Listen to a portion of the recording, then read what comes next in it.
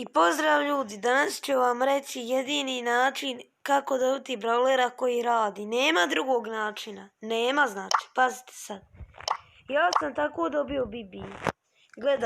Gledao sam u PowerPointove šanse, znači gledajte samo šanse.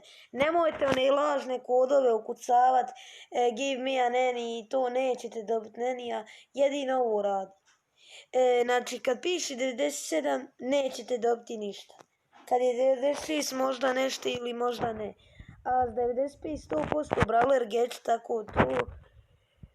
A s 99 nema šanse ćete dobiti nešto. Znači kako sam ja dobio Bibi? Ja dugo nisam dobio brawlera na ovom akauntu. Dobio sam Bibi, bio sam jako sretan. Samo sam gledao u šanse.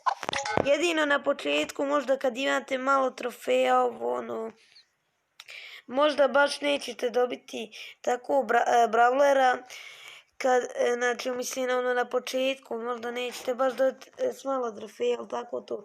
Kad imate 1200, 3400, možda tako nešto.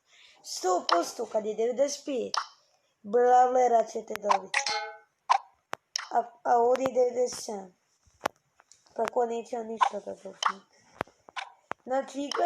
Znači igrajte, ako vi želite brawlera, vidite da je 95, onda igrajte dok ne otvorite box i dobit ćete vašeg novog brawlera.